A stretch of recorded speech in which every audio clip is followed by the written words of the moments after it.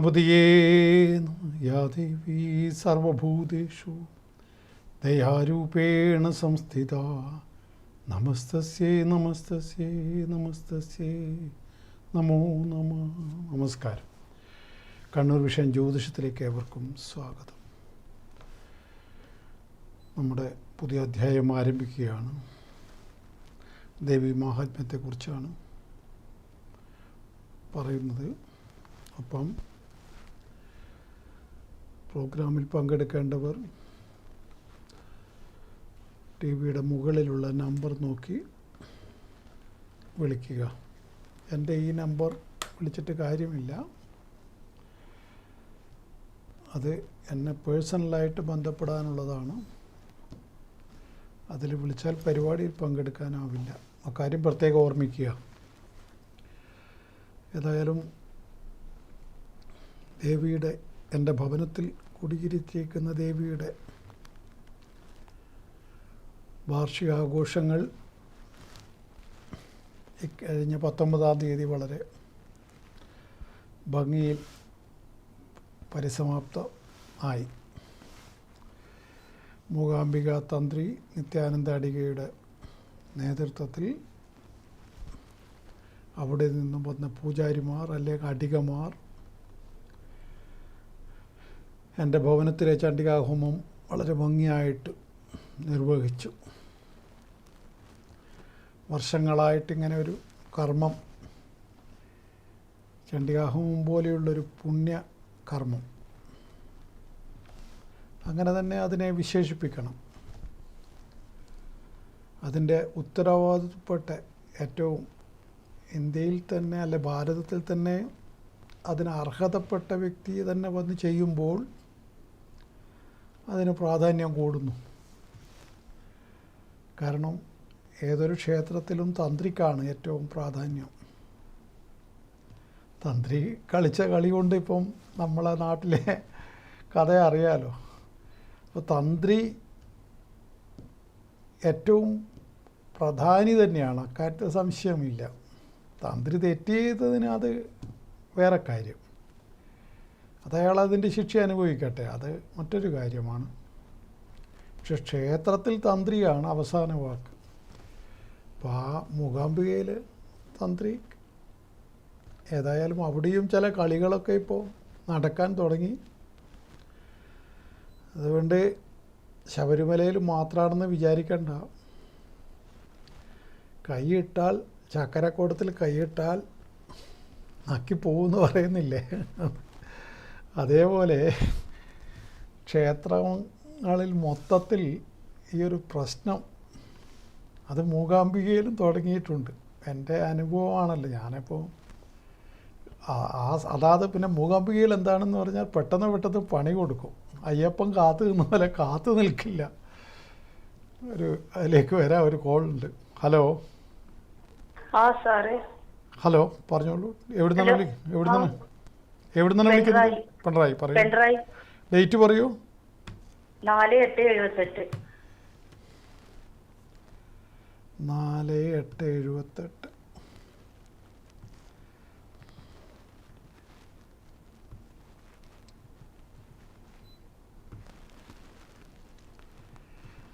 ആരുടേതാണെന്ന് പറയൂ.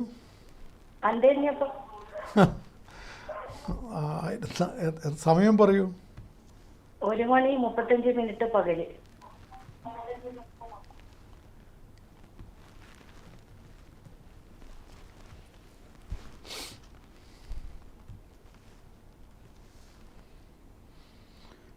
എന്താണ് അയൽക്കാർക്ക് അറിയേണ്ട വിഷയം? ആരോഗ്യത്തിന് വല്ല പ്രശ്നം അനുഭവപ്പെടുന്നുണ്ടോ? ഇല്ല. പിന്നെന്താണ് അങ്ങനെ ചോദിക്കാൻ കാരണം? എന്നാലും പ്രായമായി വരുന്നല്ലേ. എന്തോ അപ്പൊ അത് എനിക്കിട്ട് വെച്ചതല്ലേ. അയ്യോ, അല്ലേ. നിങ്ങൾക്ക് പ്രായമെന്ന് പറഞ്ഞാല് ഞാൻ പിന്നെ മഹാകളവനായി എന്നല്ലേ അതിന്റെ അർത്ഥം? അതെനിക്കിട്ട് ഊതിയതാ അല്ലേ? മനസ്സിലായി. നടക്കട്ടെ, നമ്മളൊരു പാവമായി പോയില്ലേ. അപ്പോൾ അത് ഏതായാലും ഇവിടെ അങ്ങനെയുള്ള പ്രായമൊന്നും ആയില്ല. 47 വയസ്സൊന്നും ഒരു പ്രായമായിട്ട് പറയില്ല കേട്ടോ. പിന്നെ ഈ ചന്ദ്രദശ സൂര്യനോട് യോഗം ചെയ്ത ചന്ദ്രനാണ്. അപ്പം മനസ്സിലിങ്ങനെ പലതും വേണ്ടാതെയൊക്കെ തോന്നും. എനിക്ക് പ്രായമായിപ്പോയി, ഞാൻ ആകെ ഇതായിപ്പോയി എന്നൊക്കെ തോന്നും. അനാവശ്യമായ തോന്നലാണ്. ഇവിടെ നല്ല ദീർഘായുസ്സുണ്ട്, നല്ല നിലയിൽ തന്നെ ഒരു തരത്തിലുള്ള കുഴപ്പവും കാണുന്നില്ല. ലഗ്നാധിപന് 11ാം ഭാവസ്ഥിതിയുണ്ട്.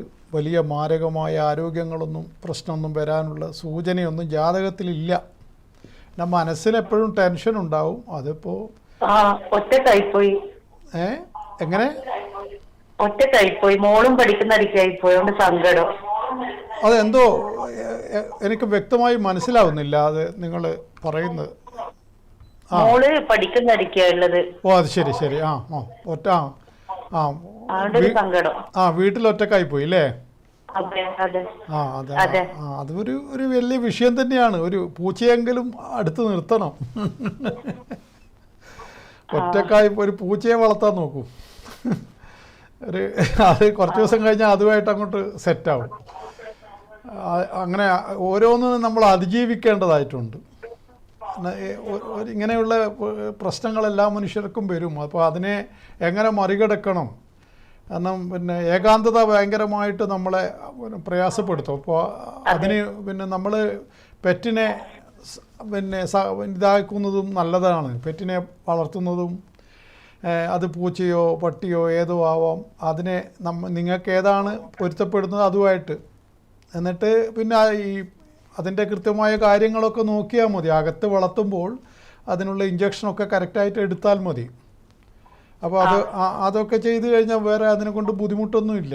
പിന്നെ അതും നമ്മളെ ഇതിൻ്റെ ഭാഗവും കൂടിയാണ്. അതായത് പിന്നെ ജീവജാലങ്ങളെ പിന്നെ അവരെ ജീവിക്കാൻ സഹായിക്കുക എന്നുള്ളത് ഏറ്റവും പ്രധാനപ്പെട്ട ഒരു കർമ്മമായിട്ടാണ് പറയുന്നത്. അതിൽ പരം ഒരു വലിയ ഗുണമുള്ള കാര്യമില്ലെന്നാണ്. അത് മനുഷ്യനെ ആയാലും മൃഗത്തെ ആയാലും ഒക്കെ അങ്ങനെ ചെയ്യുന്നത് നല്ലതാണ്. പിന്നെ പശുവിനൊന്നും ഇപ്പോൾ പഴയ പോലെ വളർത്താനൊന്നും ആവില്ലല്ലോ, സ്ഥലമില്ലല്ലോ നമുക്കൊന്നും.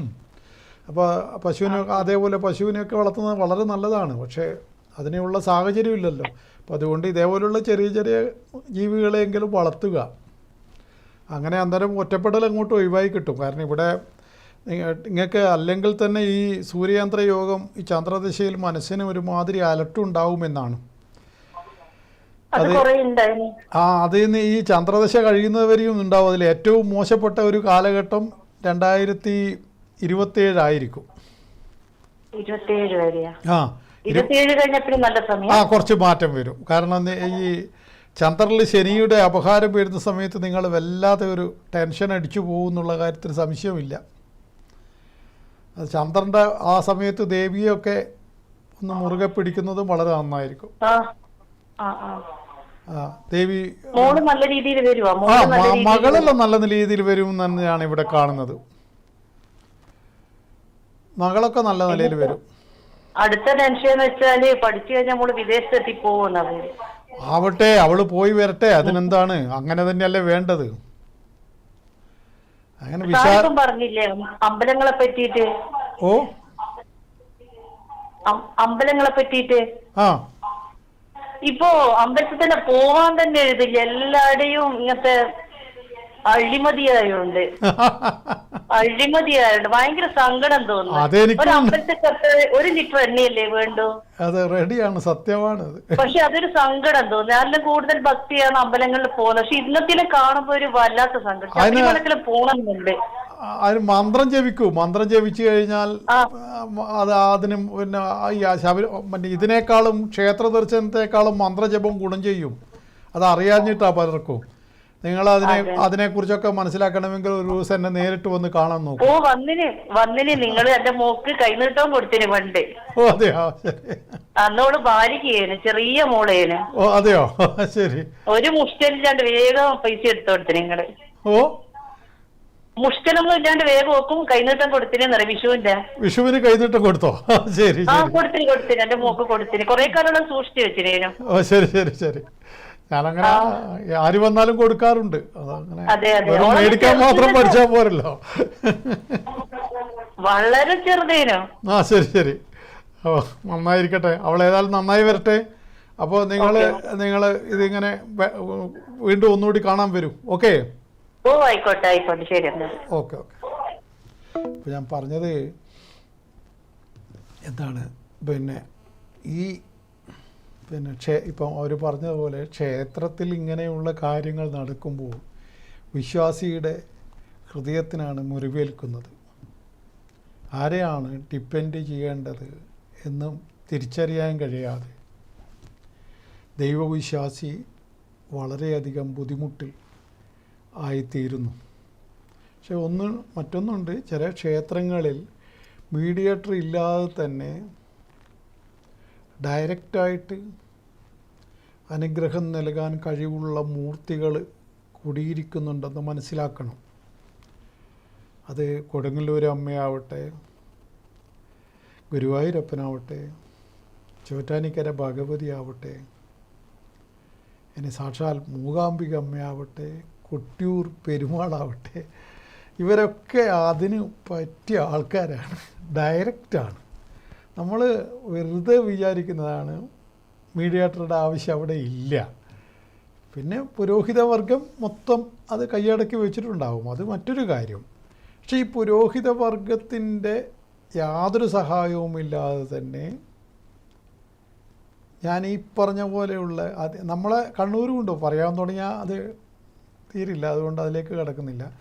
അത്തരം പവർഫുള്ളായ ക്ഷേത്രങ്ങളിൽ ദർശനം നടത്തി കഴിഞ്ഞാൽ നിങ്ങൾക്ക് അത് ബോഡിയിൽ പോലും അനുഭവിക്കാൻ കഴിയും, ശരീരത്തിൽ അനുഭവിക്കാൻ കഴിയും. അതിൻ്റെ പ്രതിഫലനം കയറി തൊഴുന്നതിന് മുമ്പുള്ള ഊർജമായിരിക്കില്ല.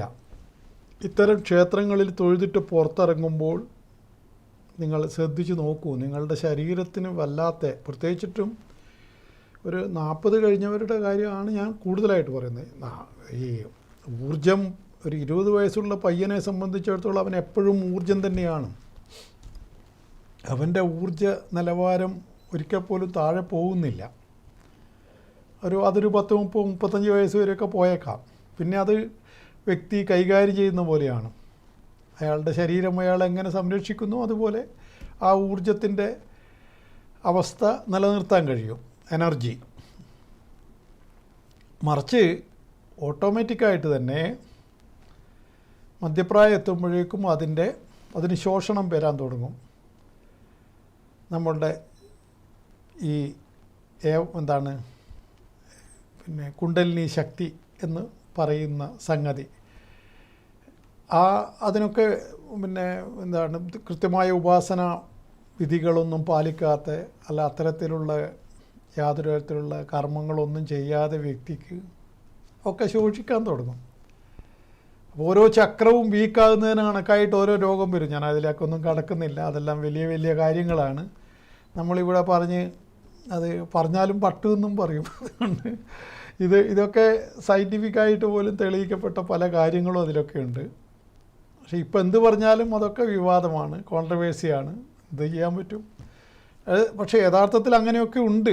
സ്വാധിഷ്ഠാനം, മണിപൂരകം, അനാഹതം, വിശുദ്ധം, ആജ്ഞ, സഹസ്രാരം, ഇങ്ങനെ ചക്രങ്ങളൊക്കെ ഉണ്ട്. ആ ചക്രങ്ങൾ ഏത് ചക്രത്തിനാണ്, ഏത് രോഗമാണ് ബാധിച്ചതെന്നുള്ളത്, ഏത് ചക്രത്തിനാണോ വീക്കായിട്ടുള്ളത്, അതിനോടനുബന്ധിച്ചിട്ടുള്ള ആ ചക്രം ദോഷകരമായി കഴിഞ്ഞാൽ ബാധിക്കുന്ന കുറേ അസുഖങ്ങളുണ്ട്. അതൊക്കെ വളരെ എന്താണ് പറയുക, അതിനെക്കുറിച്ചൊക്കെ പഠിച്ചവർക്കറിയാം. അല്ലാത്തവർക്ക് ഇതൊക്കെ വെറും പോളിഷസ് വർത്തമാനം, ഏത് ചക്രത്തിൻ്റെ കാര്യം ഇവൻ പറയുന്നു എന്ന് പറയും, അത്ര തന്നെ. എന്നാൽ അതെല്ലാം മനുഷ്യന്മാർ അതിനെക്കുറിച്ചൊക്കെ വലിയ ധാരണ ആർക്കും ഇങ്ങനെ നേടാനൊന്നും പറ്റുന്നില്ല. അപ്പോൾ തനിക്കറിയാത്ത കാര്യമെല്ലാം വിഡ്ഢിത്തരം എന്ന് ഒറ്റ വാക്ക് പറഞ്ഞാൽ മതിയല്ല, പിന്നെ സംഗതി ലളിതമല്ലേ. എനിക്കറിയില്ല, അതുകൊണ്ട് അത് വിഡ്ഢിത്തരം, തീർന്നല്ലോ. അതാണ് ഇപ്പോഴത്തെ ലൈന്. ഒരു കോളുണ്ട്. Hello hello hello hello hello എവിടെ നിന്നാണ് വിളിക്കുന്നത്? ഹലോ, കണ്ണൂരിനാണ് സാറേ. പറഞ്ഞോളൂ, ഡേറ്റ് പറയൂ. 1962. 1962. ഓക്കെ. മാസം മൂലം നക്ഷത്രം. മാസം തീയതി പറയൂ. 5-ാം മാസം. 5-ാം മാസം. ഏത് തീയതി? ഓ 5-ാം മാസം ഡേറ്റ് പറയൂ. 1962. അതെ, 62 മെയ് മാസം ഏത് തീയതി? മെയില് തീയതി രാജി ഒന്ന് എന്റെ മെയില് തീയതി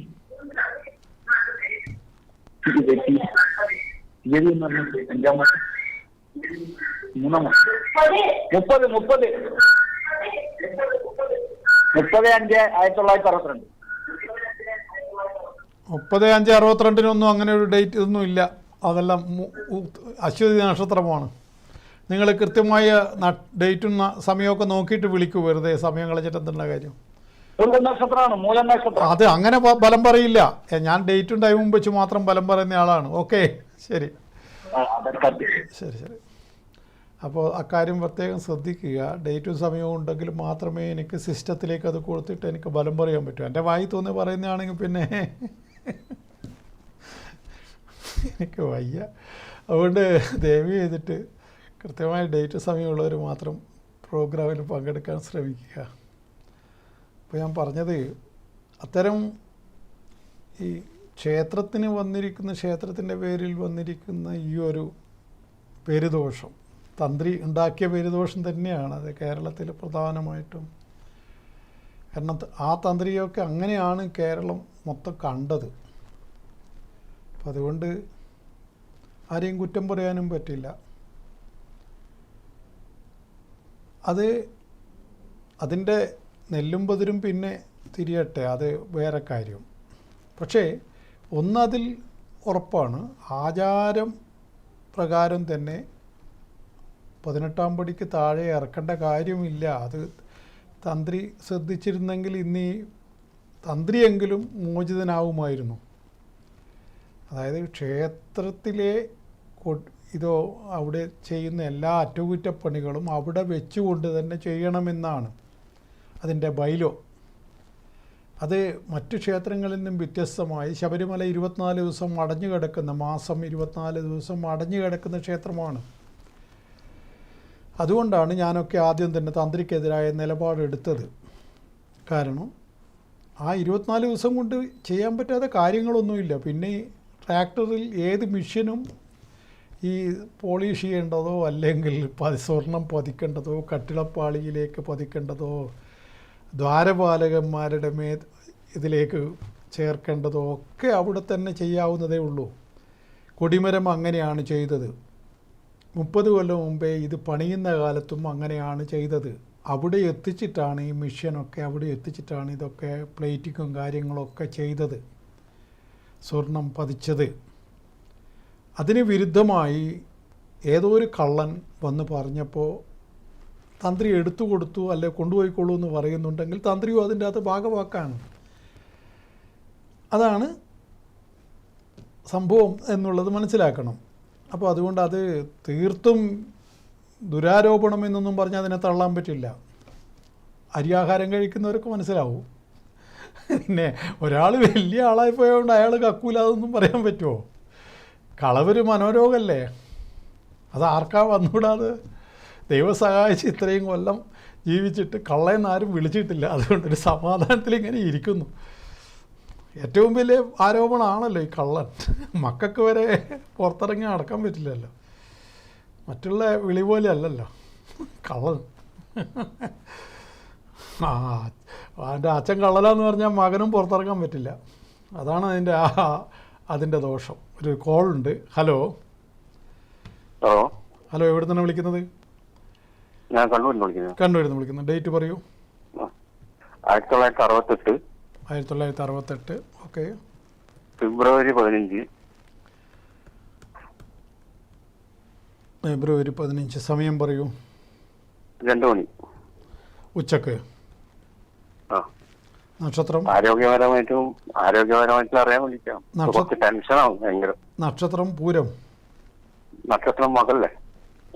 15/2/1968. 2 മണി കാലത്താണോ? പൊളിച്ചേ. ശരി.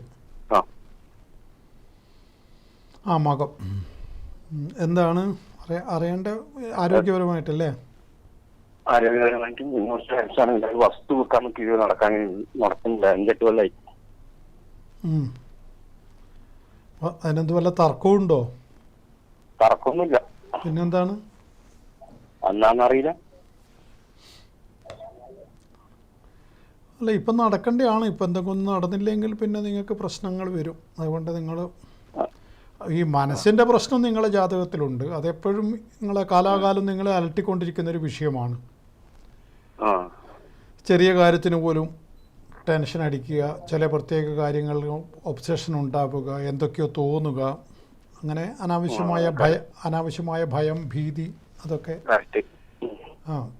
അതൊക്കെ ഉണ്ടാവും. അത് ചില ആളുകൾക്ക്, പല വ്യക്തികൾക്കും പല രൂപത്തിലും ഇത്തരം സംഗതികൾ. ഇരുട്ടിനെ പേടിയുണ്ടോ? ഇരുട്ടിനെ പേടിക്കുന്നുണ്ടോ? ഇല്ല ഇല്ല, ഞാൻ കാലത്തുള്ള അമ്പലത്തിൽ പോണേ. ശരി ശരി. അല്ല, അങ്ങനെയല്ല ഞാൻ പറഞ്ഞത്. അന്ധകാരത്തെ ഭയമുണ്ടോന്ന് ചോദിക്കുക. പാമ്പിനെ? ഇല്ല ഇല്ല, അങ്ങനെയുള്ളൊന്നുമില്ല. ആ ശരി. ഏത് രൂപത്തിലാണ് ഇത് ഫീൽ ചെയ്യുന്നത് നിങ്ങൾക്ക്? മനസ്സിനെ എങ്ങനെയാണ്? ഭയപ്പാട് പോലെ. അല്ല, അതെ, ഭയം. ഇപ്പം ഞാൻ പറഞ്ഞല്ലോ, പിന്നെ ഭയം അത് അടിസ്ഥാന വികാരമാണ് മനുഷ്യൻ്റെ. ഭയമില്ലാത്ത ആരും ഇല്ല ഭൂമിയിൽ. അത് വെറുതെ അതാണ്. പക്ഷെ ആ ഭയത്തെ നിങ്ങൾക്കത് അമിതമായിട്ട് നിങ്ങൾക്ക് നിയന്ത്രിക്കാൻ പറ്റാത്ത രൂപത്തിൽ അത് നിങ്ങളുടെ ജീവിതത്തെ ബാധിക്കുമ്പോൾ മാത്രമേ അതൊരു മനോരോഗമായിട്ട് അതിനെ കണക്കിലെടുക്കാൻ പറ്റൂ. ഭയം ബുദ്ധിയുടെ ലക്ഷണവും കൂടിയാണ്. പിന്നെ എന്താ ഈ ബുദ്ധിയില്ലാതെ കൊണ്ടല്ലേ ചില ആൾക്കാർ ചില വിഡ്ഢിത്തരങ്ങൾ ചെയ്തിട്ട് പിന്നെ എന്താ പറയുക, ഇപ്പോൾ തീയിൽ കൊണ്ട് ചെറിയ കുഞ്ഞ് തൊടുന്നത് അതിന് പിന്നെ തീ പൊള്ളുന്നുള്ള അറിവില്ലായ്മ കൊണ്ടും ആ തീയെ ഭയമില്ലാതെ കൊണ്ടുമാണ്. അതുപോലെ ഓരോരോ വ്യക്തിയും ഓരോരോ പ്രവർത്തനങ്ങൾ ചെയ്യുന്നത് അത് ഒന്നുകിൽ അതിനുള്ള അറിവില്ലായ്മയോ അല്ലെങ്കിൽ ഭയമില്ലായ്മ വരുന്നത് അറിവില്ലായ്മയിൽ നിന്നാണ്. അതാണ് വേറെ തമാശ. ഭയം, ഞാൻ പറഞ്ഞു വരുന്നത്, ഒരു വ്യക്തിക്ക് അറിവുണ്ടായിക്കഴിഞ്ഞാൽ സ്വാഭാവികമായിട്ടും അതിൻ്റെ ഉപോൽപ്പന്നമായ ഭയം വരും. നമ്മൾക്കിപ്പോൾ കറണ്ട് തൊട്ട് കഴിഞ്ഞാൽ ഷോക്ക് അടിക്കുമെന്നുള്ള അറിവ് നമ്മളെ കറണ്ടിനെ തൊടാതെ നമ്മളെ ഭയപ്പെടുത്തും. ഷോക്ക് അടിക്കുമെന്ന് അറിയാതെ പോയി കറണ്ട് പിടിക്കുകയും അവൻ ചത്തുപോവുകയും ചെയ്യും. ഞാൻ പറയുന്നത് മനസ്സിലാവുന്നുണ്ടോ? അതുകൊണ്ട് നിങ്ങൾക്ക് ഏത് കാര്യത്തിലാണ് ഈ ഭയം വരുന്നതെന്നുള്ളത് എനിക്ക് അറിയില്ല. പക്ഷെ മൊത്തത്തിൽ അങ്ങനെ അമിതമായിട്ട് ഭയമുണ്ടെങ്കിൽ അതിന് ദൈവികമായ വിഷയത്തിൽ പോയി കഴിഞ്ഞാൽ കുറേയെല്ലാം നിങ്ങൾക്ക് രക്ഷപ്പെടാൻ പറ്റും. അത് ഞാൻ ഉപദേശിക്കുന്നു. നിങ്ങൾക്ക് അതിനെക്കുറിച്ച് കൂടുതൽ മനസ്സിലാക്കണമെങ്കിൽ നിങ്ങൾ എന്നെ നേരിട്ട് ബന്ധപ്പെടണം. അല്ല, ഇപ്പൊ എന്തെങ്കിലും നടക്കേണ്ടതുമാണ്. അതിനും എന്തെങ്കിലും പരിഹാരം ചെയ്തു തരാം. അതും ഇപ്പം നടന്നില്ലെങ്കിൽ പിന്നെ നിങ്ങൾക്ക് ബുദ്ധിമുട്ടാവും. നമ്മൾ തമ്മിലൊന്നും മുഖതാവിൽ കാണുന്നത് നല്ലതാണെന്ന് എനിക്ക് തോന്നുന്നു. നിങ്ങൾക്ക് വിശ്വാസം ഉണ്ടേ വരുക, അത്രേ പറയാനുള്ളൂ. ശരി ശരി. അപ്പോൾ ഇങ്ങൾക്ക് എന്നെ വിളിച്ച് ബന്ധപ്പെട്ടിട്ട് എന്നെ കാണാം. Okay okay okay okay. അപ്പോൾ ഈ ഇന്നലെ പിന്നെ വിശ്വാസത്തിൻ്റെ കാര്യം പറയുമ്പോഴാണ്, ഇന്നലെ എന്തൊക്കെയാണ് ഒരു ടി വിയിൽ ഭയങ്കര ചർച്ചയായിരുന്നു. കുറേ വേഷം കെട്ടിയ കുറേ ആളുകൾ, അവരൊക്കെ സ്വാമിമാരാണെന്നും പറഞ്ഞിട്ട് അവകാശപ്പെട്ട് കുറേ പേര് ഇരിക്കുന്നു. അവരെ കുറേ പേര് ക്രോസ് വിസ്താരം നടത്തുന്നു. ഈ പറയുന്നവരാണെങ്കിൽ യാതൊരു തരത്തിലുള്ള അവരുടെ റേറ്റിങ്ങിന് വേണ്ടി കുറേ പേരെ പിടിച്ചിരുത്തുന്നു. അവർക്കൊന്നും എന്തെങ്കിലും ഒന്നിൻ്റെ ഒരു വിഷയത്തെ, ആത്മീയത എന്താണെന്ന് ചോദിക്കുമ്പോൾ അതിന് ഒറ്റ വാക്കിലൊരു മറുപടി കൊടുക്കാൻ പോലും ആയിരുന്നവർക്ക് ആർക്കും ആവുന്നില്ല. എന്താണ് പിന്നെ പറയുക? ആത്മാവിനെ സംബന്ധിച്ചതാണെന്നുള്ള ഒറ്റ വാക്ക് കൊടുത്താൽ തന്നെ സമാധാനമായില്ലേ? അങ്ങനെ ഒരു ഡെഫിനിഷൻ കൊടുക്കാമല്ലോ. ആത്മീയത എന്താണ്? നമുക്ക് ശരീരം മാത്രമല്ലല്ലോ, നമുക്ക് ഈ ആത്മാവ് എന്ന് പറഞ്ഞാൽ ഉപ്മാവ് പോലത്തെ എന്തോ ഒരു സാധനം എന്നാണ് അവിടെ ഇരുന്ന ആൾക്കാർ മുഴുവൻ വിചാരിച്ചിരിക്കുന്നത്. എന്താ തോക്ക് സ്വാമിയോ അവനൊക്കെയാണ് വലിയ മഹാ ആചാര്യനായിട്ട് ഇങ്ങനെ ഇരിക്കുകയാണ്. എന്നിട്ട് എന്താണ് പറയുന്നതെന്ന് യാതൊരു ലക്കുലേഖാനവുമില്ല.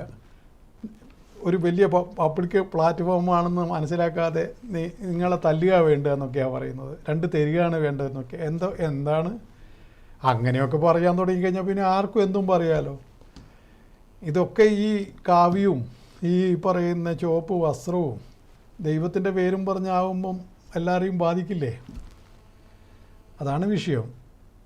അവർ സ്വകാര്യ ജീവിതത്തിൽ അവരെന്തോ വെല്ലുവിളിച്ചോട്ടെ, പക്ഷെ ഒന്നിൻ്റെ റെപ്രസെൻറ്റേറ്റ് ചെയ്തുകൊണ്ട് ദൈവികമായ കാര്യങ്ങൾക്ക് റെപ്രസെൻറ്റേറ്റ് ചെയ്തുകൊണ്ട് ഇരിക്കുമ്പോൾ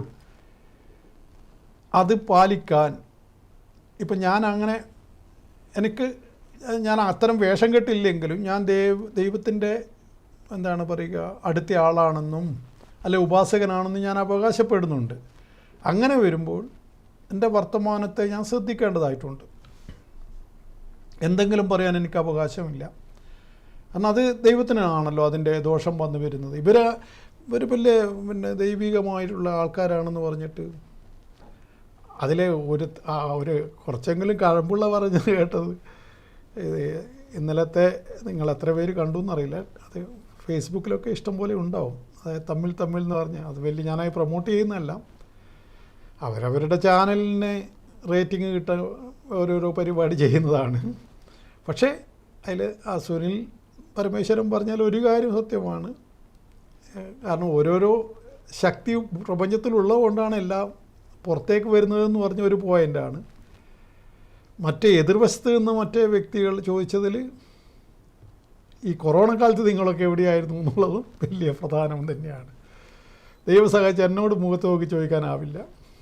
കാരണം ഞാൻ കൊറോണ കാലത്തും എൻ്റെ ചണ്ഡികാ ഹോമൊക്കെ വൃത്തിയിൽ നടത്തിയതാണ്. എൻ്റെ എല്ലാവിധ പൂജകളും കൊറോണയ്ക്ക് മുമ്പുള്ള എന്താണോ അതേ പരിപാടി കൊറോണ കാലത്തും നടന്നു എന്നുള്ളത് സത്യമാണ്. അത് മൂകാംബിക തന്ത്രി 2 ആഴ്ച മുമ്പ് വന്നപ്പോൾ എൻ്റെ വീട്ടിൽ വെച്ച് പബ്ലിക്കായിട്ട് അവിടെ പൂജയിൽ പങ്കെടുത്തവരോട് പറയുകയും ചെയ്തു. ഇവിടെ മാത്രമേ അക്കൊല്ലം ചണ്ഡികാഹോമം നടന്നുള്ളൂ. ഞാൻ വരുമ്പോൾ അത്ഭുതം പോലെ മൊത്തം ലോക്ക്ഡൗൺ ആയിരുന്നു, പക്ഷെ ആരും ഒരു പോലീസും എൻ്റെ വണ്ടിക്ക് കൈനീട്ടിയില്ല എന്ന് മൂകാംബിക തന്ത്രി പരസ്യമായിട്ട് അവിടെ പറഞ്ഞു. കേട്ടു നിൽക്കുന്നവരെല്ലാം വായി പൊളിച്ചു പോയി. അതാണ് കാരണം, സത്യം ഉള്ളതുപോലെ പറഞ്ഞാൽ എല്ലാവർക്കും അത് മനസ്സിലാക്കാൻ കഴിയുമല്ലോ. തന്ത്രിക്ക് എനിക്ക് അനുകൂലമായിട്ട് കള്ളം പറയേണ്ട കാര്യമൊന്നുമില്ലല്ലോ. അപ്പോൾ ഇവിടെ മാത്രമേ അന്ന് പൂജ കൃത്യമായിട്ട് നടന്നുള്ളൂ എന്നാണ് തന്ത്രി പറഞ്ഞത്. പല സ്ഥലത്തും ആശ്രമവും മറ്റുള്ള എല്ലാം അടച്ചിട്ട് രക്ഷപ്പെട്ടില്ലേ ആൾക്കാർ. അപ്പോൾ ഈ ചോദിക്കുന്ന ആൾക്കാർക്ക് അവരെങ്ങനെ കുറ്റം പറയാൻ പറ്റും? ദൈവിക ശക്തിയിൽ ഉറച്ച് വിശ്വസിച്ചുകൊണ്ട് ഒരു കൊറോണ എന്ന് കേൾക്കുമ്പോൾ തന്നെ മഠത്തിൻ്റെ ഒക്കെ വാതിലടച്ച ആളില്ലേ, ആളൊന്നും പേരൊന്നും പറയുന്നില്ലേ. ഇതൊക്കെ നമ്മളെപ്പം ഇത് വലിയ പഴക്കമൊന്നുമില്ലല്ലോ. നമ്മളെ ചരിത്രത്തിൻ്റെ ഏറ്റവും വലിയ നമ്മളെ എല്ലാം കാണാൻ പറ്റിയ ഒരു ടീമാണല്ലോ ഇപ്പം ജീവിച്ചിരിക്കുന്ന ഒരു ഇത്. കൊറോണ കാണാൻ പറ്റി, സുനാമി കാണാൻ പറ്റി, എന്തൊക്കെ കാണാൻ പറ്റി നമുക്ക്. 2 പ്രളയം കാണാൻ പറ്റി, നിപ്പ കാണാൻ പറ്റി. അങ്ങനെ എന്തൊക്കെ കണ്ടവരാണ് നമ്മൾ. ഇത് ഇനി വരുന്ന തലമുറക്ക് എന്തൊക്കെയാണ് ഇനിയും അതിലും ഭീകരമായത് പലതും കാണേണ്ടി വരും. ചിലപ്പോൾ ലോകം അസ്തമിക്കുന്നതും ചിലപ്പോൾ മുമ്പിൽ കാണേണ്ടി വരും. അങ്ങനെയുള്ള സാധനമാണല്ലോ കയ്യിലൊക്കെ ഓരോ ആൾക്കാർ വെച്ചിരിക്കുന്നത്. ഏതെങ്കിലും ഭ്രാന്തൻ ഭരണാധികാരി തീരുമാനിച്ചാൽ തീർന്നില്ലേ. അതുകൊണ്ടൊന്നും പറയാൻ പറ്റില്ല. ജീവിച്ചിടത്തോളം ജീവിച്ചു, അത്രയേ ഉള്ളൂ. അതുകൊണ്ട് തന്നെയാണ് റോയ് പറഞ്ഞൊരു കാര്യം സത്യം. ഇന്നലെ മിനിഞ്ഞാന്ന് മരിച്ച റോയ് പറഞ്ഞ കാര്യം സത്യമാണ്. കാരണം എന്ന് പറഞ്ഞാൽ ജീവിതം ഒരു ദിവസം ആഘോഷിച്ച് ജീവിക്കുക. നാളത്തെ കാര്യം ഒരു ഉറപ്പുമില്ല, അതിൽ വലിയ കഴമ്പുമില്ല. ഓരോ ദിവസവും ജീവിക്കുമ്പോൾ ആ ദിവസം ജീവിക്കുക. അയാളെ കൊന്നതാണോ അയാളെ വെടിവെച്ച് മരിച്ചതാണോ ഒന്നും അറിയില്ല. അതൊക്കെ തെളിയട്ടെ, അതൊക്കെ നമുക്ക് പറയാനാവില്ല. പക്ഷെ അയാൾ ആ പറഞ്ഞ ഡയലോഗ് എനിക്ക് ഇഷ്ടപ്പെട്ടു. ഓരോ ദിവസവും ആ ദിവസത്തിൽ സന്തോഷിച്ച് ജീവിക്കുക. അപ്പോൾ നാളെ എന്ത് വരുമെന്ന് ഓർത്തിട്ട് ഇന്നിപ്പോൾ സങ്കടപ്പെട്ടിട്ട് എന്താ കാര്യം? അതിൽ വലിയ ഇതില്ലല്ലോ. അത് നഷ്ടക്കച്ചവടമല്ലേ. ഞാൻ നല്ലൊരു കച്ചവടക്കാരനും കൂടി ആയതുകൊണ്ട് നഷ്ടപ്പണിക്ക് ഞാൻ നിൽക്കാറില്ല. അതുകൊണ്ട് എൻ്റെ ദിവസങ്ങൾ ഞാൻ ആഘോഷിക്കുന്നു. സങ്കടപ്പെട്ടിരിക്കുന്ന ആളുകൾ അതല്ലേ, ഞാൻ നേരത്തെ ഒരു സഹോദരിയെ ഉപദേശിച്ച് കണ്ടില്ല, ഒരു പൂച്ചേനെയൊക്കെ പിടിച്ച് വളർത്ത്. അപ്പോൾ ഒരു ഏകാന്തത ഇല്ലാതെ അതിനുപോലും ഉണ്ട്. കാരണം ഞാൻ പൂച്ചേനെ വളർത്തിയിട്ട് അതിൻ്റെ സന്തോഷം എന്താണെന്ന് ഞാൻ മനസ്സിലാക്കി. പൂച്ച നമ്മളായിട്ടുള്ള കെമിസ്ട്രി ശരിയായി കഴിഞ്ഞാൽ നമുക്ക് എന്താണ് സംഭവിക്കുക? പൂച്ചയും നമ്മളും തമ്മിൽ ആത്മബന്ധത്തിൽ വന്നാൽ എന്താണ് നമുക്കുണ്ടാകുന്ന രസം? ഇത് സ്വയം പഠിച്ചാലല്ലേ നമുക്ക് മനസ്സിലാവും. ഇനി പിന്നെ ദൈവിക യോഗ തന്നെയാണ് പരാശക്തിയുമായിട്ട് നമ്മൾ അടുത്ത് കഴിഞ്ഞാൽ അതെങ്ങനെയാണ് നമ്മളെ ജീവിതത്തിൽ ഇടപെടുന്നത്. ഇതിപ്പോൾ നിങ്ങൾക്ക് എങ്ങനെയാണ് ഞാൻ പറഞ്ഞു തരിക? ഞാനതുകൊണ്ട് ഇത്തരം വിളിച്ചാൽ പോലും ഇങ്ങനെയുള്ള ചർച്ചയിൽ പോകാൻ താല്പര്യപ്പെടില്ല. കാരണം എന്താണ്, അതെങ്ങനെയാണ് തെളിയിക്കാൻ പറ്റുക? അതൊരു വ്യക്തിയധിഷ്ഠിതമായ അനുഭവമല്ലേ. ഒരാളെ ദൈവം പിന്നെ സ്നേഹിക്കുന്നു എന്ന് പറയുന്നത് ഇപ്പോൾ മനുഷ്യൻ്റെ ഭാര്യയുടെ അല്ലെ ഭർത്താവിൻ്റെ സ്നേഹം, ഇതൊക്കെ നമുക്ക് തെളിവ് കാണിച്ചു കൊടുക്കാൻ പറ്റും. ഈശ്വരൻ നിങ്ങളെ സ്നേഹിക്കുന്നതിന് നിങ്ങൾ എങ്ങനെയാണ് തെളിവ് കാണിച്ചു കൊടുക്കുക?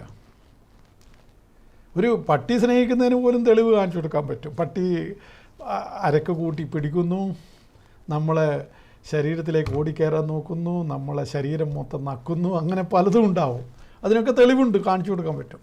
ഇനി കുഞ്ഞിൻ്റെ സ്നേഹവും എൻ്റെ കുഞ്ഞിന് എന്നോടുള്ള സ്നേഹം നീ നോക്കുമെന്ന് പറഞ്ഞിട്ട് കാണിച്ചു കൊടുക്കാം. പക്ഷേ ഈശ്വര സ്നേഹം എങ്ങനെയാണ് നമുക്ക് തെളിവ് കൊടുക്കാൻ പറ്റുക? എന്തതിശയമേ ദൈവത്തിന് സ്നേഹം എത്ര മനോഹരമേ എന്ന് ക്രിസ്ത്യാനികൾ പാട്ടുപാടിയ പോലെ ഈ ക്രിസ്ത്യൻ ഭക്തിഗാനം കേട്ടിട്ടില്ല, ക്രിസ്തീയ ഭക്തിഗാനം. എന്തതിശയമേ ദൈവത്തിന് സ്നേഹം എത്ര മനോഹരമേ. അത് പക്ഷേ ആ പാട്ട് എഴുതിയവന് മാത്രമേ അതിൻ്റെ ആന്തരികാർത്ഥം അവനും മനസ്സിലായതുകൊണ്ടാണ് അവനങ്ങനെ എഴുതാൻ പറ്റിയത്.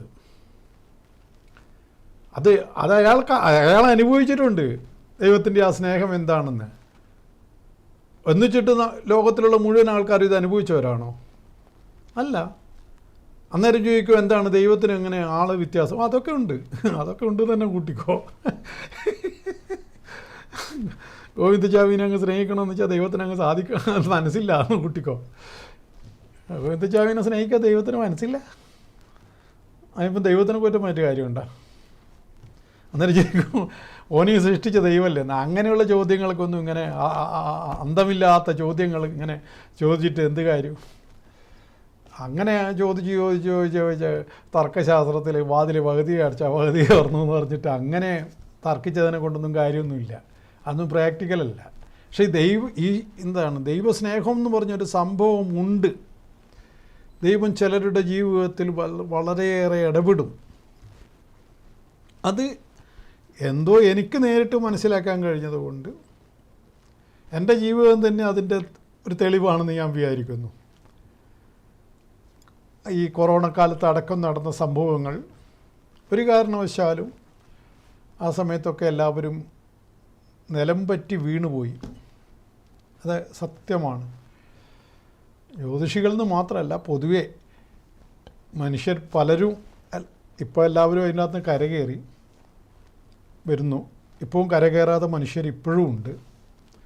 എന്നോട് കഴിഞ്ഞ ആഴ്ച വന്നൊരു മനുഷ്യനും കൂടി പറഞ്ഞു, കൊറോണയിൽ പോയതാ സാറേ, പിന്നെ എഴുന്നേറ്റിട്ടില്ല എന്ന്. ആ ചെറുപ്പക്കാരനത് പറയുമ്പോൾ അയാളെ കണ്ണിൽ നനവ് ഞാൻ ശരിക്കും കണ്ടു. കച്ചവടം അങ്ങനെ തന്നെ പൂട്ടിക്കെട്ടിപ്പോയി. അപ്പോൾ പിന്നെ അതിൽ നിന്നും മോചനം വന്നില്ല എന്ന് അയാൾ പറയുന്നു. ഇനി രക്ഷപ്പെടാനുള്ള സമയമൊക്കെ പറഞ്ഞു കൊടുത്ത് സമാധാനിപ്പിച്ച് വിട്ടു. അപ്പോൾ ഇതൊക്കെ എന്താണ് പറയുക, നമ്മൾ പിന്നെ അവിടെയാണ് ദൈവിക ശക്തിയെക്കുറിച്ചിട്ട് നമ്മൾ സ്വയം അനുഭവിച്ച് തിരിച്ചറിയണം. ആ അറിവല്ല വേണ്ട, തിരിച്ചറിവാണ്. അപ്പോൾ ആ തിരിച്ചറിവ് കിട്ടിക്കഴിഞ്ഞാൽ പിന്നെ അതിനെ കുറ്റം പറയാനൊന്നും നിൽക്കില്ല. ഒപ്പം നമ്മൾ മറ്റുള്ളവരെ ഉപദ്രവിക്കാനും നിൽക്കില്ല. കാരണം അത് ദൈവവിരുദ്ധമാണെന്നുള്ള ഒരു തിരിച്ചറിവും കൂടി നമുക്ക് വരേണ്ടതായിട്ടുണ്ട്. ഈ പരോപദ്രവം ചെയ്യുന്നവന് ദൈവവുമായിട്ട് ബന്ധമുണ്ടാവില്ല എന്ന് തന്നെയാണ് ഞാൻ വിചാരിക്കുന്നത്. കാരണം ഇത് രണ്ടും രണ്ട് ഓൾട്ടർനേറ്റീവായിട്ടുള്ള രണ്ട് കാര്യങ്ങളാണ്. ഒരിക്കലും സമാന്തര രേഖകളാണ്, ഒരിക്കലും അത് കൂട്ടിയോജിച്ച് പോവില്ല. പരദ്രോഹവും ദൈവികതയും അത് തമ്മിൽ ഒരിക്കലും യോജിക്കില്ല. അതുകൊണ്ട് തന്നെ അതിനാരും കൊതിക്കുകയും വേണ്ട. പരദ്രോഹി ദൈവത്തെ കാണാൻ വേണ്ടി സമയം കളയുന്നതിന് ഏറ്റവും വലിയ തെറ്റാണ്. അയാൾ വെറുതെ അയാളെ സമയം വേസ്റ്റാക്കുകയാണ്. ഒരു കാരണവശാലും ദൈവത്തിൻ്റെ ഒരു കടാക്ഷം ആ ജന്മത്തിൽ ഉണ്ടാവില്ല എന്നുള്ളത് 100 അല്ല 110% ഞാൻ പറയും. അതുകൊണ്ട് ഈ പരദ്രോഹിയായിട്ട് ജീവിക്കുന്നുണ്ട്, ജീവിച്ചോ, അത് ദുർവിധിയായിരിക്കും. പക്ഷെ ഇത് വെറുതെ പോയിട്ട് സമയം കളയണ്ട, അമ്പലത്തിലൊക്കെ പോയിട്ട് അവിടുന്ന് ഒന്നും കിട്ടാനില്ല. അത് ഓർമ്മിക്കുക, അത്രമാത്രം. അപ്പോൾ ഏതായാലും ഞാൻ പറഞ്ഞു വരുന്നത്, പിന്നെ ഇന്നലത്തെ ചർച്ചയിൽ പിന്നെ വന്ന കാര്യങ്ങൾ അത് ഞാൻ കുറച്ച് ശ്രദ്ധിച്ചു, അതുകൊണ്ടാണ് ഞാനത് പറഞ്ഞത്. ഏതായാലും എല്ലാം ഒരു എന്താണ് പറയുക, നമ്മളെ ആത്മീയതയൊക്കെ അങ്ങനെ വഴിയിൽ കെട്ടിയ ചെണ്ടയായി മാറുന്നു. എന്തു ചെയ്യാനാണെന്ന് പറയൂ. കുറേ വേഷം കെട്ടിയ സ്വാമിയാർ, അതിൻ്റെ ഇടയ്ക്ക് ഒരുത്തൻ വലിയ കൂളിംഗ് ഗ്ലാസ്സൊക്കെ വെച്ചിട്ട് ഫാൻസി ഡ്രസ്സ് കളിക്കുന്നു. ഒരുത്തൻ ചുവപ്പ്, ഒരുത്തൻ മഞ്ഞ, ഒരുത്തൻ കാവി, വേറൊരുത്തൻ സഫാരി സ്യൂട്ട്. ആകെ ചക പോക. ചാനലുകാർ എന്താണ് ഉദ്ദേശിച്ചത്, അവർക്കത് കിട്ടിക്കഴിഞ്ഞു.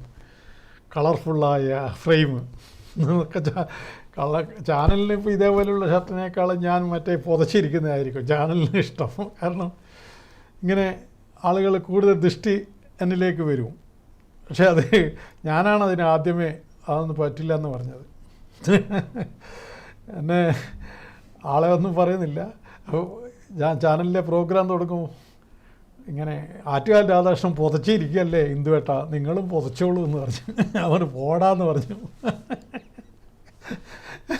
ഈ ചാനലിലല്ല, ഈ എൻ്റെ പരിപാടി തുടങ്ങി ഇത് 7ാമത്തെ ചാനലാണ് ഞാനിപ്പം ചെയ്യുന്നത്. അപ്പോൾ ആദ്യം തുടങ്ങിയ ചാനലുകാരനാണ് എന്നോട്, ചാനലിലെ പയ്യൻ, ഇത് മുണ്ടൊന്നും കൊണ്ടുവന്നിട്ടില്ല ഇന്ദുവേട്ട നീച്ചനോട്. ഞാൻ പറഞ്ഞു എന്താണെന്ന്, എന്തിനാ മുണ്ട്? അല്ല ഇതിങ്ങനെ പുതക്കണ്ടേ? എന്ത് പുതക്കാൻ? അല്ല ആറ്റുകാൽ രാധാകൃഷ്ണനല്ല പുതക്കുന്ന കാണുന്നില്ലേ? അതായത് ആളെ പറ്റിക്കൽ, അതാണ് അതിൻ്റെ അർത്ഥം. പുതച്ച് പറ്റിക്കുക. എന്തിനാണ് പുതക്കുന്നത്? സാധാരണ മനുഷ്യനെ പോലെ ഇരുന്നാൽ പോരെ. തലയിൽ ആൾ താമസമുണ്ട്, അംഗീകരിക്കും. എന്നിട്ട് അയാളെ പരിപാടി പൊളിഞ്ഞില്ലേ? അയാൾ തലയിൽ ആൾ താമസമില്ല, അപ്സ്റ്റെയർ വേക്കൻ്റാണ്, പൊളിഞ്ഞു, പരിപാടിയെല്ലാം പൊളിഞ്ഞു പോയി. പിന്നെ വന്ന് അതേപോലെ പുതച്ചിരുന്ന് ഇവിടുന്ന് ഇവിടം വരെ വാരി തേച്ച ആൾക്കാർ മുഴുവൻ പൊളിഞ്ഞില്ലേ? ഞാൻ മാത്രം എന്താ ഇപ്പം 16ാം വർഷവും ഇങ്ങനെ ഇവിടെ തന്നെ ഇരിക്കുന്നത്? ചിന്തിക്കുന്നവർക്ക് ദൃഷ്ടാന്തമുണ്ട്. നമ്മളെ വേഷം കെട്ടിലല്ല കാര്യം കിടക്കുന്നത്. ദൈവികത വേഷം കെട്ടാണെന്ന് ധരിച്ചു വച്ചിരിക്കുന്ന ഒരു വലിയൊരു വിഭാഗം ആൾക്കാരുണ്ട്. അതൊക്കെ എങ്ങോട്ടേക്കാണ് കൊണ്ടുപോകുന്നത് യാതൊരു നിശ്ചയവുമില്ല. ദൈവികതയിൽ അങ്ങനെ വേഷം കെട്ടൊന്നുമില്ല. അതൊക്കെ വെറുതെ ഉള്ള ഇത്. പിന്നെ ചില കർമ്മങ്ങളുടെ ഭാഗമായിട്ട് ഇപ്പോൾ ഞാൻ തന്നെ രാവിലെ ചുവന്ന മുണ്ട് കൊടുത്തിട്ടാണ് പൂജിക്കുന്നത്. ദേവീ പൂജയിൽ ചുവന്ന മുണ്ട് ഉപയോഗിക്കണമെന്ന് പറയുന്നുണ്ട്. അത് നല്ലതാണെന്ന് പറയുന്നുണ്ട്.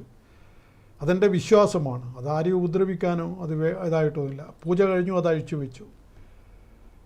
അതാണ് ഈ പലരും അത്തരം വേഷങ്ങളെ പിന്നീട് മറ്റുള്ളവരെ ചതിക്കാനും പറ്റിക്കാനും വേണ്ടി ഉപയോഗിക്കുന്നു. ഒക്കെ പക്ഷേ സമൂഹമെല്ലാം തിരിച്ചറിയും, അത് മനസ്സിലാക്കുക. ആർക്കും ആരെയും കാലാകാലം പറ്റിക്കാനൊന്നും പറ്റില്ല. അതൊക്കെ വെറുതെയുള്ള ധാരണ മാത്രമാണ്.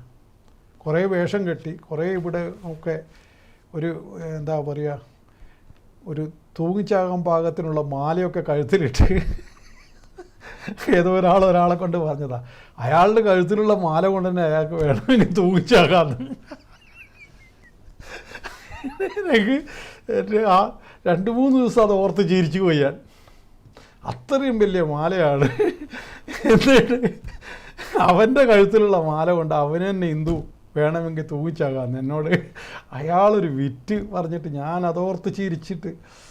ഇങ്ങനെ സ്വർണ്ണമൊക്കെ ഇട്ട് നടക്കുമ്പോൾ ഭയങ്കര ഭയപ്പെടണം. കാരണം ഇപ്പം കുറച്ച് കുറഞ്ഞിട്ടുണ്ട്, എന്നാലും 1,14,000 രൂപ ഇന്നലത്തെ സ്വർണത്തിൻ്റെ വില. ഇങ്ങനെ സ്ത്രീകൾ പോലും മാലയൊക്കെ അയച്ചു വെച്ചിട്ടാണ് നടക്കുന്നത്. ആണുങ്ങളായാലും ഒരുത്തൻ പുറകിൽ നിന്നൊന്ന് കൊടുത്താൽ അവിടെ കിടക്കും, മാലയും കൊണ്ടങ്ങ് പോകും. ഇന്നലെ ആ പരിപാടിയിൽ പങ്കെടുത്ത ഒരാൾ മേത്ത് 50 പവന് മേലെ ആഭരണം ഉണ്ടായിരുന്നു, സ്വർണം ഉണ്ടായിരുന്നു. ഇയാളൊക്കെ എവിടെയെങ്കിലും ആരെങ്കിലും എന്തെങ്കിലും ചെയ്താൽ എന്താ ചെയ്യുക? ഇയാളൊക്കെ എന്ത് ധൈര്യത്തിലാണ് ഇത് വിട്ടിട്ട് നടക്കുന്നത്? ഇത് വലിയ തൂക്കം അല്ല. വടക്കേ ഇന്ത്യയിലൊക്കെ അങ്ങനെയുള്ള ആൾക്കാരുണ്ട്. ഒരു 10-12 പേരെ ബോഡി ഗാർഡ്സിനെയും കൂട്ടിയാണ് നടക്കുന്നത്. അത് ശരി, അങ്ങനെയുള്ളവർക്ക് പറ്റും. ഇത് ഒറ്റയ്ക്ക് നടക്കുമ്പോഴൊക്കെ വളരെ റിസ്ക്കുമാണ്. ഇത്രയും സ്വർണ്ണമൊക്കെ മറ്റേ കൊള്ളക്കാരെ ആകർഷിക്കുന്ന പരിപാടിയാണ്. അത് സ്ത്രീകളായാലും ഇപ്പം കഴിയുന്നിടത്തോളം സ്വർണം ഉപയോഗിക്കാതിരിക്കുകയാണ് നല്ലത്. അത്രമാത്രം ഉറച്ച സ്ഥലത്ത് പോകുമ്പോൾ മാത്രം ഉപയോഗിച്ചാൽ മതി. അല്ലെങ്കിൽ ഈ സ്വർണത്തിൻ്റെ പകരമുള്ള മുക്കുപണ്ടങ്ങൾ അണിയുന്നതും ആരോഗ്യപരമായിട്ട് പ്രശ്നം വരും. ഇപ്പോൾ ഒരാൾ മുക്കുപണ്ടം സ്വർണ്ണമാണെന്ന് വെച്ച് പൊട്ടിക്കും. ഇന്നലെ ട്രെയിനിൽ നിന്ന് ഒരുത്തം പൊട്ടിച്ചല്ലേ, അവൻ ചാടി, അവന് കാലും കയ്യും ഒടിഞ്ഞു, അവൻ ആശുപത്രിയിലായി. സ്ത്രീയുടെ പണ്ടം മുക്കായിരുന്നു, പെണ്ണുങ്ങൾ സമർത്ഥ. ഇവൻ പൊട്ടിച്ചോടുമ്പോൾ നല്ല ചിരിയിരിച്ചു. ഇത് 100 റുപ്യല്ലേ ഉള്ളൂ. അവൻ പോയിട്ട് ആശുപത്രിയിലുമായി, ഇപ്പോൾ കള്ളെന്ന് പേരുമായി, പിന്നെ ജയിലിലുമായി. അല്ല, ജയിലിലിപ്പം നല്ല സെറ്റപ്പാണെന്നാണ് കേട്ടത്. അതുകൊണ്ട് പിന്നെ തൽക്കാലം അവനൊരു കുറച്ച് കാലം അവിടെ കിടക്കട്ടെ, നല്ല തടിയൊക്കെ നന്നാക്കിയിട്ട് വരട്ടെ. ഏതായാലും ഞാൻ പറഞ്ഞു വരുന്നത്, ഈ സ്വർണത്തിൻ്റെ ഉപയോഗം വളരെയേറെ മനുഷ്യന്മാരെ പ്രകോപനം ഉണ്ടാക്കുന്നുണ്ട്. എല്ലാവരും ആ കാര്യത്തിലൊന്ന് ശ്രദ്ധ വേണം. സ്വർണത്തിന് പകരം ഈ പേളിൻ്റെയും മറ്റൊക്കെ മാല, അത് പിന്നെ അലർജി ഉണ്ടാക്കുകയില്ല. അതങ്ങനെയുള്ള ഹൈദരാബാദ് പേള് മാലയുണ്ടാവും, അത് വലിയ വിലയും ഉണ്ടാവില്ല. അത്തരം മാലകൾ പിന്നെ എന്താണ്, ഇത്തരത്തിലുള്ള മാലകൾ ധരിക്കുന്ന ചില സ്ത്രീകൾക്ക് വലിയ കഴുത്തിനും മറ്റൊക്കെ വലിയ ഇതുണ്ടാക്കും, ചൊറിച്ചലുണ്ടാക്കും. അപ്പോൾ അതിന് ഈ തരത്തിലുള്ള മാല ഉപയോഗിച്ചാൽ കുഴപ്പമില്ല. അപ്പം അത്തരം മാലകൾ ഉപയോഗിക്കുക. ശരീരമല്ലേ ഏറ്റവും പ്രധാനം, ജീവനും വലിയ ഭീഷണിയാണല്ലോ. സ്വർണം വീട്ടിൽ വെക്കുന്നതും റിസ്ക്കാണ്, അതും ശ്രദ്ധിക്കണം. സ്വർണത്തിൻ്റെ ഈ അത്ഭുതകരമായ ഈ സംഭവം കൊണ്ട് ഞാൻ പറഞ്ഞു തരുന്നതാണ്, എല്ലാവരും ശ്രദ്ധിക്കുക. അല്ലാന്നേരം നിങ്ങൾക്കൊക്കെ അറിയാം, അറിവില്ലാത്തത് കൊണ്ടല്ല. എന്നാലും ഞാൻ ഇവിടെ ഇരുന്ന് പറയുമ്പോൾ അങ്ങനെയുണ്ടല്ലോ, ഈ പെട്ടീൻ്റെ അകത്ത് ഇരുന്ന് പറയുമ്പോൾ എന്തോ വലിയ സംഭവമാണെന്ന് തോന്നുമല്ലോ. ഇതേ സംഭവം നമ്മൾ ഓട്ടോറിക്ഷയിലിരുന്നിട്ട് ഡ്രൈവർ പറഞ്ഞാൽ അത് അത്ര കണക്കിലെടുക്കില്ലല്ലോ. അതാണ് പെട്ടിയിലിരുന്നിട്ട് ടി വിയിലിരുന്ന് പറയുന്നതല്ല ഭയങ്കര സംഭവമെന്ന് വിചാരിക്കും. അതങ്ങനെയൊന്നുമില്ല. പക്ഷേ പിന്നെ മനുഷ്യരങ്ങനെയാണല്ലോ, മനുഷ്യൻ്റെ മനസ്സങ്ങനെയാണല്ലോ. അപ്പോൾ അതുകൊണ്ട് എൻ്റെ വാക്കുകൾ കുറച്ചുകൂടി കണക്കിലെടുക്കുമെന്ന് ഞാൻ വിചാരിക്കുന്നു. ഏതായാലും നമുക്കിന്ന് പറയേണ്ട പിന്നെ ഇത് എന്താണ്, ദേവിയുടെ യാദേവി സർവഭൂതേഷു ദയാരൂപേണ സംസ്ഥിത നമസ്തസ്യേ നമസ്തസ്യേ നമസ്തസ്യേ നമോ നമഃ. യാദേവി സർവഭൂതേഷു ദയാരൂപേണ സംസ്ഥിത നമസ്തസ്യേ നമസ്തസ്യേ നമസ്തസ്യേ നമോ നമഃ. ഈ കരുണ, ദയ എന്ന് പറഞ്ഞാൽ കരുണ. കരുണയില്ലെങ്കിൽ പിന്നെ ആ മനുഷ്യൻ ശൂന്യനാണെന്ന്. ഈ സ്നേഹമില്ലെങ്കിൽ നാം ശൂന്യരല്ലോ എന്നുള്ള ഒരു പാട്ടുണ്ട്. കുർബാനയിലും മറ്റൊക്കെ ഉപയോഗിക്കുന്നതാണ് ക്രിസ്ത്യാനികളുടെ. അപ്പോൾ സ്നേഹമില്ലെങ്കിൽ പിന്നെ വ്യക്തി ശൂന്യനായി. അപ്പം ഈ അത്രമാത്രം ഈ സ്നേഹവും കരുണയും ഒക്കെ പരസ്പരം ബന്ധപ്പെട്ട സാധനം തന്നെയാണ്. അതുകൊണ്ടാണ് നാരായണ ഗുരു കരുണയ്ക്ക് ഏറ്റവും വലിയ പ്രാധാന്യം കൽപ്പിച്ചു എന്ന് പറയുന്നത്. ദൈവത്തെ കരുണാകര എന്ന് വിളിക്കാനാണ് ഗുരു ആഗ്രഹിച്ചത്. അത് വളരെ ശ്രദ്ധിക്കേണ്ടതായ ഒരിതാണ്.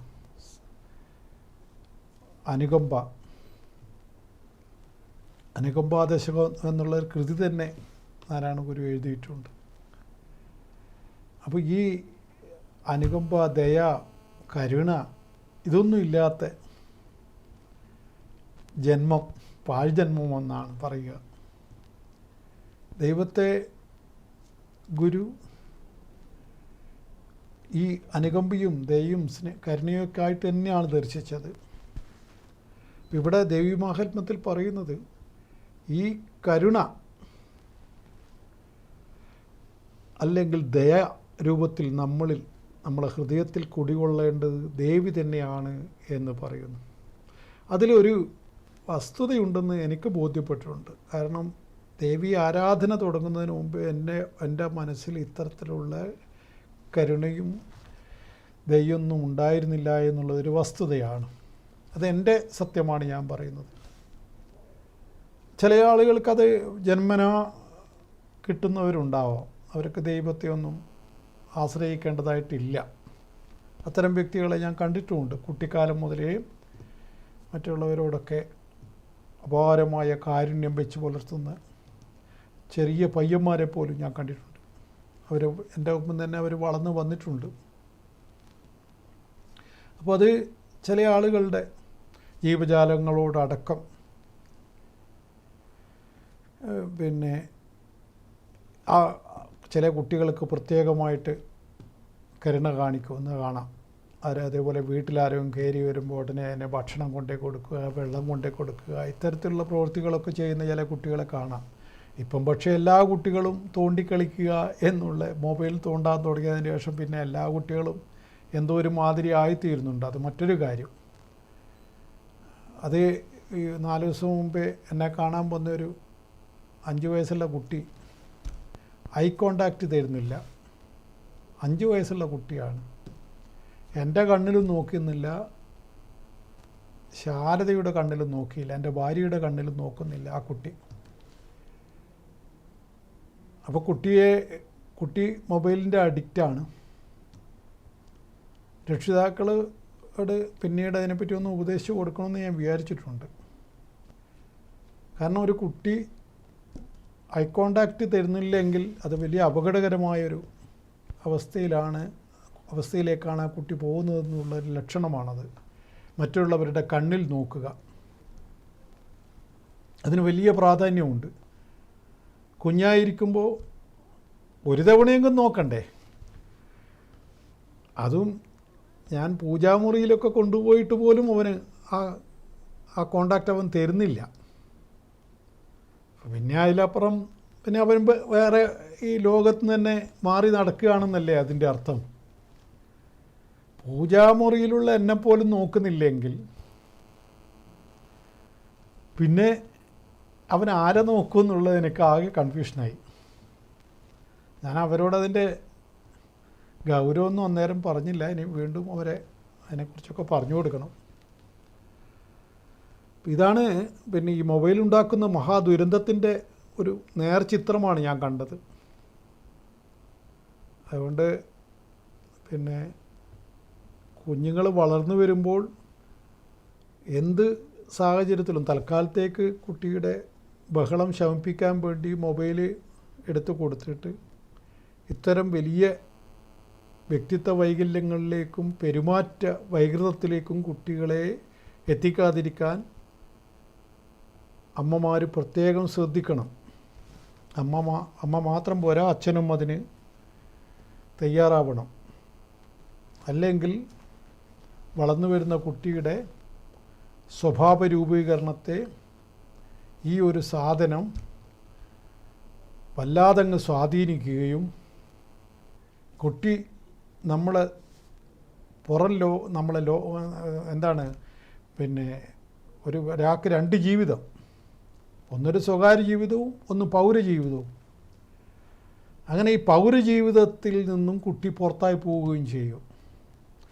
പൗരജീവിതത്തിൽ നിന്ന് പുറത്താക്കുന്ന പരിപാടിയൊക്കെ ഉണ്ട്, അത് വേറെ, അത് മറ്റൊരു പരിപാടിയാണ്. അതിലേക്ക് ഞാൻ കടക്കുന്നില്ല. ഒരു മനുഷ്യന് സ്വാഭാവികമായിട്ട് 2 ജീവിതമുണ്ട്. അപ്പോൾ ആ പൗരജീവിതം ഏറ്റവും പ്രധാനമാണ്. അതുകൊണ്ട് man is A social animal എന്ന് പറയുന്നത്. അപ്പോൾ ആ പൗരജീവിതം നഷ്ടപ്പെട്ടു പോയി കഴിഞ്ഞാൽ ഒരു വലിയ സീനിയർ ആയിട്ട് ഉള്ള ഒരു വ്യക്തിയാണെങ്കിൽ അയാൾക്ക് അത്ര വലിയ ബാധിക്കില്ല. ചെറിയ ആ യൗവനത്തിലൊക്കെ അത് വലിയ പ്രശ്നങ്ങളുണ്ടാക്കും. അയാളുടെ തന്നെ തകരാറ് കൊണ്ടാണ് പൗരജീവിതം നയിക്കാതായി പോകാൻ ഇടവരുന്നതെങ്കിൽ പിന്നെ പറയുകയും വേണ്ട. ഇതിപ്പോൾ ഈ കുട്ടിയൊക്കെ വളർന്നു കഴിഞ്ഞാൽ പൗരജീവിതം അസാധ്യമാവും. അത് നിങ്ങളുടെ വീട്ടിൽ അങ്ങനെയൊക്കെ സംഭവിക്കുന്നുണ്ടോ എന്ന് നിങ്ങൾ ഓരോരുത്തരും കുട്ടികളുടെ കാര്യത്തിൽ ശ്രദ്ധിക്കണമെന്ന് ഞാൻ നിങ്ങളെ വളരെ വിനീതമായ ഭാഷയിൽ ഓർമ്മിപ്പിക്കുന്നുണ്ട്. അത് ഒന്നുമില്ല, ഓരോന്നും കാണുമ്പോൾ മനസ്സിലാക്കുമ്പോൾ അതാണല്ലോ ഞാൻ പങ്കുവെക്കുന്നത്. അത് മറ്റൊന്നും തോന്നണ്ട. നിങ്ങളെ മക്കളെ നിങ്ങൾ കരുതുക, അത്രമാത്രം. ഒന്നാമത് ഇന്നത്തെ കാലത്ത് ഒന്നോ രണ്ടിലപ്പുറമൊന്നും ആർക്കും ഇല്ലല്ലോ. മിക്ക പേർക്കും ഒന്നേ ഉള്ളൂ. ആ ഒന്ന് തലതിരിഞ്ഞു പോയാൽ പിന്നെയുള്ള കഥ പറയണ്ടല്ലോ. ലോകം വല്ലാത്തൊരു മാറ്റത്തിലേക്ക് സഞ്ചരിച്ചു കൊണ്ടിരിക്കുകയാണ്. ആ ബോധം എല്ലാവർക്കും ഉണ്ടാവട്ടെ. എന്നാലും ഇന്നത്തെ നമ്മുടെ സമയം ഇവിടെ അവസാനിക്കുകയാണ്. ജ്യോതിഷപരമായ പിന്നെ ഫലങ്ങൾ അറിയേണ്ടവർക്കും പരിഹാര കർമ്മങ്ങൾ ചെയ്യേണ്ടവർക്കും എന്നെ വിളിച്ച് ബുക്ക് ചെയ്തുകൊണ്ട് എന്നെ കാണാൻ പറ്റും. അല്ലാത്ത പക്ഷം ഓൺലൈനിൽ നോക്കേണ്ടവർക്ക് അങ്ങനെയും അവസരമുണ്ട്. ഏത് രൂപത്തിൽ വേണമെന്ന് നിങ്ങൾക്ക് തീരുമാനിക്കാം. എന്നെ കാണുകയും കേൾക്കുകയും ചെയ്ത നിങ്ങൾക്ക് നന്ദി. നമസ്കാരം.